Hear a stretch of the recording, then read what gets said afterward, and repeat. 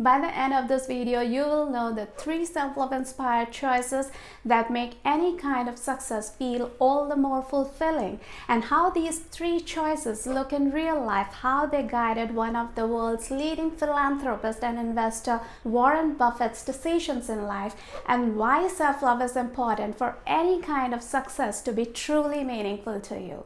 Hey there, welcome back. My name is Nandita, and if like me, you too would like to have better control over how things look in your life, essentially minimize those it's complicated moments, then this channel is for you. Let's get to choice number 1, looking, understanding, and choosing what you are wired for. Because as you might already know, if you love what you do, you will never work a day in your life. According to the New York bestseller book, The Warren Buffett Way, he believes that everyone's wired in a particular way.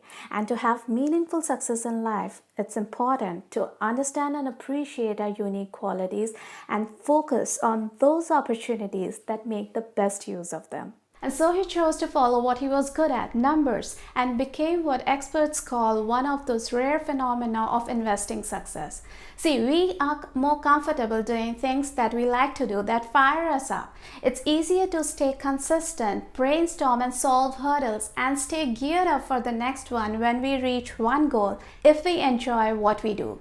So self-love, the compassion to make things easy and enjoyable for yourself, and focusing on the opportunities that make the best use of your unique qualities, makes this whole journey to success feel faster, and there are way fewer "are we there yet" moments. Okay, the next reason why self-love is important for success is that it empowers us to be the kind of person who refuses to give up. See, we are bound to make mistakes whether in personal life or at work, and we are also likely to come up short from time to time no matter how well prepared we are, because that's how things work when we aim big, or at least at par with our potential. Show yourself compassion, and instead of feeling bad or beating yourself up over a mistake, accept that setbacks are a part of the process. They don't mark the end of the road. And instead of focusing on how it feels, how things could have been different, why this had to be so, focus on what was missing, what fell short, and what could be done differently so that you have a better chance of succeeding next time. Warren Buffett's first investment at the age of 11 wasn't profitable, but he didn't give up after that. He learned the importance of patience from this experience, a lesson which became one of the cornerstones of his success. Misfortunes don't make an experience a complete failure if we learn something from it. The key is to focus on the big picture and learn from our mistakes. The lesson we learn can sometimes be quite different from what we have believed to be the right way of doing things till now. But to be flexible in our thinking and not simply volatile, because let's face it, just because everyone else is doing something doesn't really make it right. So to be flexible without being too impressionable, it's important to understand and be convinced of the why first. Self-love is also about letting yourself experience the whole range of human emotions and knowing when to stop and how to move on, essentially becoming more emotionally resilient. Let your head have a say even when it's a question of the heart. It will help you develop a more rational outlook and patience, an invaluable life skill that builds confidence. Warren Buffett pledged away the majority of his wealth, around over $30 billion, to a philanthropic organization.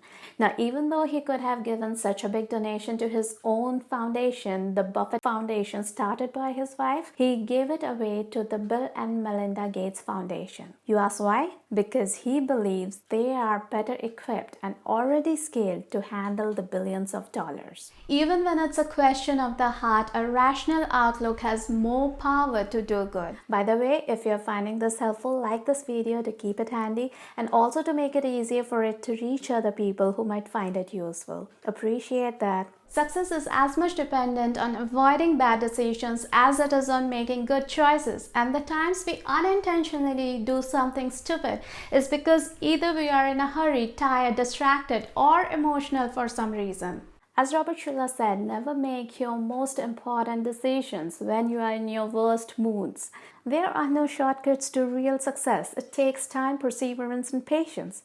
Good decisions, they require having the patience sometimes to wait for the right moment. It requires the ability to better manage our feelings. Emotional resilience, the capacity to bounce back from setbacks and get back to life effectively, comes with practice. To be truly there for others and give your best at work, it's important to be in a healthy emotional space. Working on getting emotionally resilient and taking time out for introspection so that you can realign your life to the new lessons learned, understanding, insight. Those are the cornerstones of true self-care. They are habits that up your chances of achieving meaningful success in life. I will link the video over here if you would like to know what self-care truly is and how to really show up for yourself consistently.